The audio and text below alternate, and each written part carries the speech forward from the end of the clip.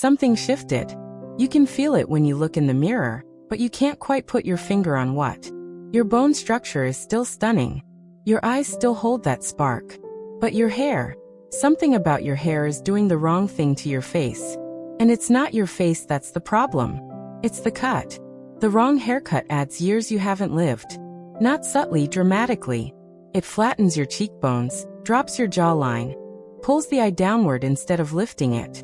And most women over 60 are sitting with a cut that does exactly that, week after week, without knowing why things just feel off.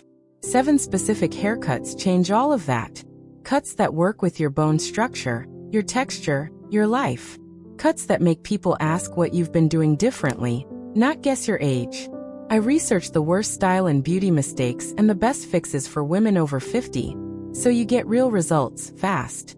If you haven't already, hit subscribe. I cover this every week. Part 1. The textured French bob. You know the bob. You've probably had some version of it at some point in your life. But there's a specific kind of bob that's doing something completely different for women over 60 right now. And it's not the sleek, blunt, chin-length version your mother wore. The textured French bob sits right at the jaw, sometimes slightly above it, and it moves. That's the whole point. It's built with internal layers and soft piecewise texture that creates dimension right at cheekbone level. Which means every time you turn your head, your face lifts. Not in a surgical way.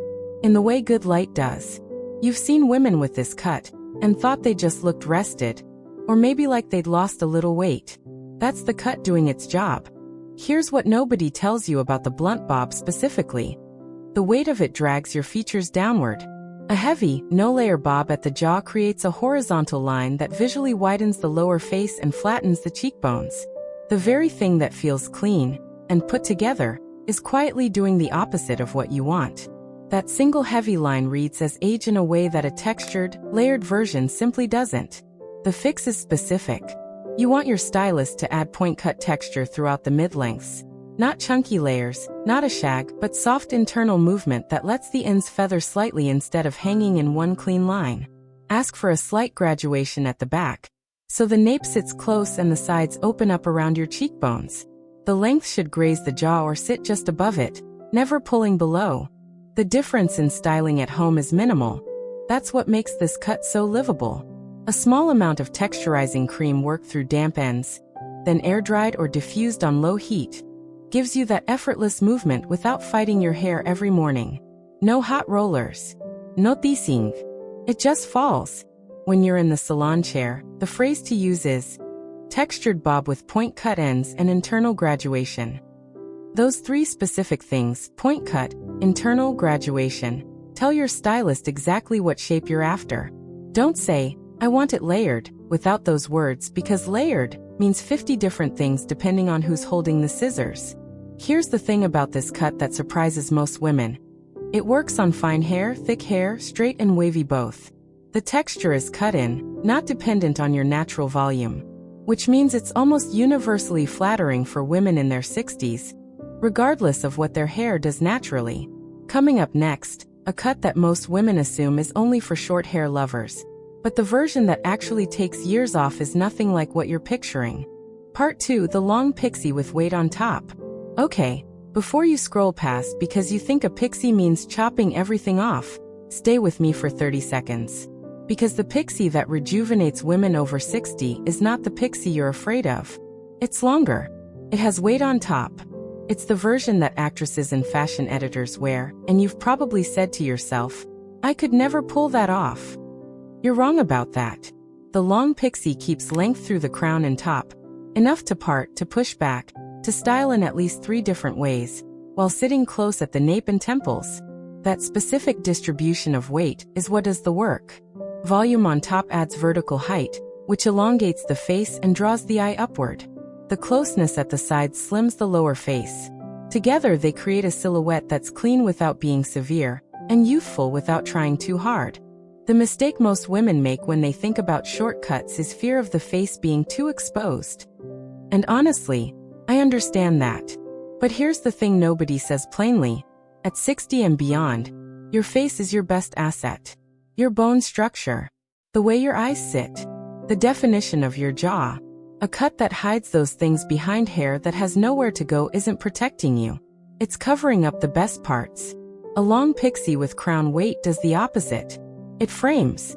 It draws attention to your strongest features, your eyes, your cheekbones. And it does it without asking you to do much every morning. A good long pixie dries in 12 minutes and looks styled when it isn't. Ask your stylist for a long pixie with disconnected layers on top. Disconnected means the top and sides don't blend into each other at the same length, which is what creates that high-volume crown look. The sides should be scissor-cut close, not razor-tight. You're going for refined, not buzzed. For styling at home, a small amount of lightweight pomade or texture paste worked through the crown while hair is damp, then dried with your fingers, gives you movement without stiffness. Once a week, a soft hold spray keeps the shape through multiple days. The first 3 days after the cut are the ones most women fall in love with it. Maintenance on this cut is every 6 to 8 weeks, which sounds frequent, but the shape is what makes it work. And when it grows out unevenly, it loses everything. The investment is worth it. The next haircut on this list surprises nearly every woman I talk to. It's a length most women think has aged them. And it turns out they just had the wrong version. Part 3. The collarbone length lobe cut. Most women who come in with shoulder-length hair, or slightly past it, are told to go shorter. And sometimes that's right. But sometimes the problem isn't the length. It's the shape. And a collarbone-length lob with the right internal structure does something that even a shorter cut doesn't always manage. It creates movement through the midface, which lifts the eye right to your cheekbones. A lob, a long bob that sits just at or slightly below the collarbone. Sounds simple. But the version that rejuvenates a woman over 60 has some very specific things happening inside it that most stylists don't automatically build in. It needs a soft C shape at the ends, a slight angle from back to front, and layering that starts about 2 inches above the collarbone and feathers outward. That combination means the heaviest visual weight of the hair lands at cheekbone level, not at the jaw, not at the shoulder. Here's the thing about one-length shoulder cuts that nobody says directly. The heaviness of the hair pooling at your shoulders creates a visual anchor that pulls everything, your face, your posture, your whole silhouette, downward. It's not the length that's aging. It's that the length has nowhere to go, no movement, no direction. Hair that just sits there is hair that's adding visual weight in all the wrong places. The lob at the collarbone solves that by lifting the density off the shoulder entirely. The ends of the hair are now floating, not resting, and that single change affects how your entire neck and face read. Suddenly the neck looks longer. The jaw looks more defined. The cheekbones appear to lift. When you're in the salon chair, don't just say lob. Ask for a lob with a back-to-front angle of about 1.5 inches, meaning the back is slightly shorter than the front, and soft face framing pieces starting at the cheekbone. Those face framing pieces are key. They're not bangs, they're not layers in the traditional sense. They're 2 or 3 strands of hair around the face that are cut about 1 inch shorter than the rest, softened to blend. They draw the eye straight to the strongest part of your face. Styling at home. A round brush and a blow dryer, rolling the ends inward with a soft C shape as you dry each section. Takes 5 extra minutes but holds for 2 to 3 days. You can also use a 1-inch barrel curling iron on just the ends for the same result with less effort. This cut is particularly powerful if your hair is fine to medium. The angle creates the illusion of density at the front without adding bulk. Women with fine hair often find this is the cut that finally makes their hair look like it has more of it. The next haircut is one most women think of as low maintenance. And it is, but the version that actually lifts and rejuvenates is built very differently than the version you might have right now. Part 4. The layered curtain bang with mid-length cut. Bangs. I know, half of you just flinched. But stay, because what I'm describing isn't the blunt fringe you're picturing. And it's not the style your mother wore in the 70s. And it is absolutely nothing like the heavy bang that covered your forehead in 1988. Curtain bangs are different. They're the bang that doesn't look like a bang. And paired with the right mid-length cut, they're one of the single most rejuvenating haircuts a woman over 60 can choose. Curtain bangs part softly down the center or slightly off-center, and sweep outward in both directions, framing the outer corners of the eyes. The longest point of the bang hits somewhere between the cheekbone and the corner of the eye, and it blends seamlessly into the rest of the hair. There's no hard edge. No defined line across the forehead. Just soft, face-framing movement that draws the eye immediately upward. To the brow, to the eyes, to the best part of the face. Here's the surprise. A full forehead with no framing around it can actually emphasize the length of the face in a way that reads as tired rather than refined. It's not the forehead that's the issue. It's the absence of anything to pull the eye toward the upper third of the face. Curtain bangs solve this without covering anything. They frame without concealing. That distinction matters. The mid-length cut that pairs best with curtain bangs sits between the collarbone and the shoulder blade. Long enough to feel feminine and relaxed, short enough to move freely. It needs soft long layers throughout, starting from just below the chin, so the weight is distributed evenly and the hair doesn't pull flat against the head. When you ask your stylist for this, say curtain bangs with a center part, and be specific about the length. You want the bang to reach the outer corner of your eye at its longest point.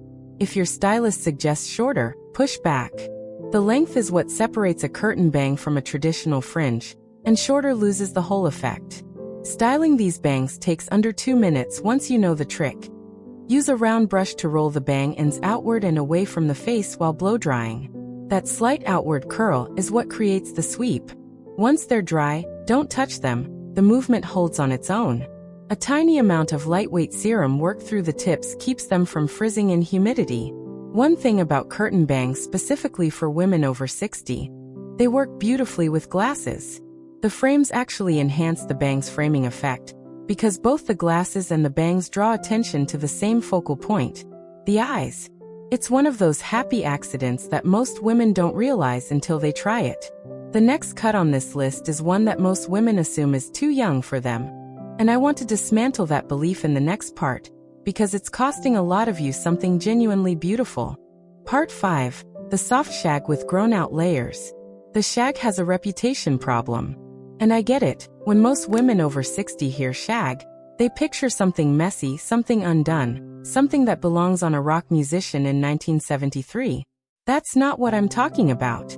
The soft shag built for women over 60 is structured, intentional, and polished. It's the version with grown-out layers that creates volume specifically where your face needs it most. And it's the haircut that makes women look like they've had their hair professionally styled every single day, even on the days they haven't. The key word is soft. A soft shag has longer layers than a traditional shag, placed to add volume at the crown and through the mid-length, with face-framing pieces that feather around the jaw and cheek. The ends are textured rather than blunt. There's movement built into every layer so the hair bounces when you walk, catches light on multiple planes, and never just hangs. Here's what happens to hair after 60 that most stylists don't explain clearly. Your hair shaft changes. It gets finer. It loses density. And when fine, lower density hair is cut in one solid length or with heavy uniform layers, it has nothing to hold it up. It just falls. The volume you used to have with a simple blow dry doesn't come back the same way it once did. Not because your hair is hopeless, but because the cut is no longer giving it any internal structure to work with. A soft shag solves this because it distributes the weight into multiple planes. Instead of hair pulling downward from one heavy line, the weight is broken into sections across different lengths, and each section catches air, catches light, holds shape. You're not fighting gravity anymore. The cut does that work for you. Ask your stylist for a soft shag with long graduated layers starting from the crown, point cut ends, and face framing pieces to the cheekbone. The graduation starting from the crown is the critical part. That's what builds the volume right at the top of your head, where women over 60 typically lose it first. Without that starting point, you just get choppy layers that look disconnected. For styling at home, a diffuser on low heat is your best friend with this cut. Work a small amount of curl-enhancing cream or mousse through damp hair if you have any wave or curl. It will wake that pattern up and turn it into definition. If your hair is straight, a lightweight texturizing spray and your fingers are enough. Scrunch upward while drying to build volume from underneath. Upkeep on a soft shag is every 8 to 10 weeks. The layers grow out gracefully, more gracefully than most cuts, which means you get a longer window between salon visits without losing the shape entirely. That's a practical gift and it matters. The soft shag is the cut I hear about most often from women who say, "I wish someone had told me about this 15 years ago."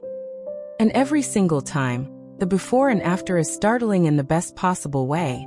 Not because of what was added, but because of what was already there, finally allowed to show up. You've now seen 5 of the 7. 2 more to go. And the next one specifically addresses something that women with fine or thinning hair have been told for years is their only option. It's not. And the version that actually works is completely different from what you've been given. Part 6. The tapered nape bob for fine or thinning hair. If your hair has gotten finer, thinner, or both since your 50s, and it probably has because it happens to almost everyone, then you've likely been told the same thing by every stylist you've visited. Keep it short. And short isn't wrong. But keep it short, without a specific shape in mind, usually produces a cut that does the bare minimum. It's manageable, but it's not doing anything for your face or your bone structure. The tapered nape bob does. This cut is defined by what happens at the back. The nape is tapered close, not buzzed, not severe, just clean and hugging the natural curve of the head. Above that, the hair gradually builds volume through the back of the crown and opens slightly outward at the sides, creating a rounded, full shape that reads as density even when the hair itself is fine. From the front, you see a bob with gentle volume and definition. From the side, the taper creates a long, elegant line at the back of the neck. It's architectural, it's deliberate, and it makes fine hair look full in a way that most cuts simply don't. Here's what most stylists miss with fine hair after 60. They cut for manageability and forget to cut for structure. Manageability means the hair is easy to deal with. Easy isn't the same as flattering. A flat, even bob is easy. A tapered nape bob requires more precision, but delivers a shape that holds through the week without constant restyling, because the architecture of the cut does the holding for you. The taper at the nape removes the bulk that drags fine hair downward, and the volume built into the crown compensates with lift exactly where you need it. Ask for this specifically. A tapered nape bob with the back tapered close from the nape up to about 1 inch above the occipital bone, graduation building to full volume at the crown, with soft layering at the sides to open around the cheekbones. The occipital bone is that natural ridge at the back of your head. Once you know where it is, you can point to it, and your stylist will know exactly what you're describing. This is the level of precision that separates a transformative cut from a generic short bob. Styling this cut at home is easier than almost any other short cut because the structure holds without much help. A volumizing mousse applied at the roots while hair is damp, then dried with a vent brush lifting at the crown, gives you the fullness you want without heaviness. The tapered nape dries almost immediately. It's the shortest part of the cut, so you're really only styling the crown and top, which takes 3 to 4 minutes. Color works beautifully with this cut too. If you're working with natural silver, the taper at the nape often catches light differently than the rest of the hair, creating a subtle tone variation that looks intentional and dimensional. If you're adding any highlights or gloss, ask your colorist to focus depth at the crown. The contrast amplifies the volume effect and makes the cut look even more full and deliberate. One thing most women tell me after getting this cut: the first time they go to the back of their neck to push the hair out of the way and there's nothing there, they pause. And then they laugh. Because they realize how long they've been managing hair that was weighing them down, literally and figuratively. That clean nape is a revelation every time. There's one more cut on this list, number 7. And it's specifically for women whose hair is wavy or curly.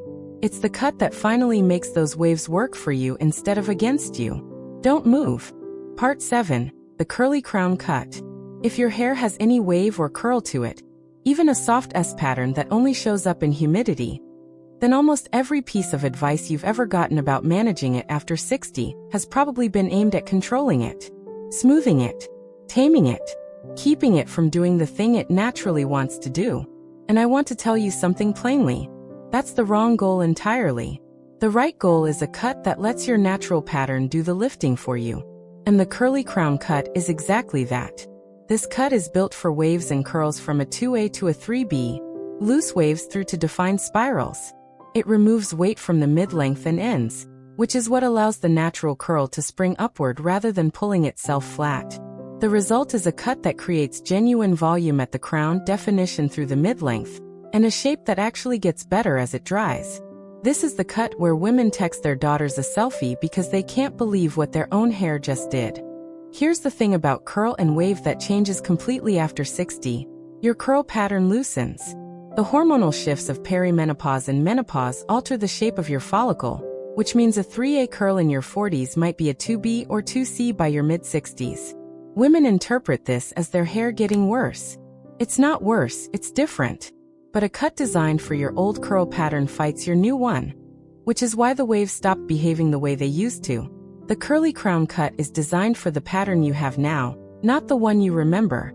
Ask your stylist for a curly crown cut with weight removal through the mid-length using a curl-by-curl technique, minimal layering at the top, and no blunt line at the ends.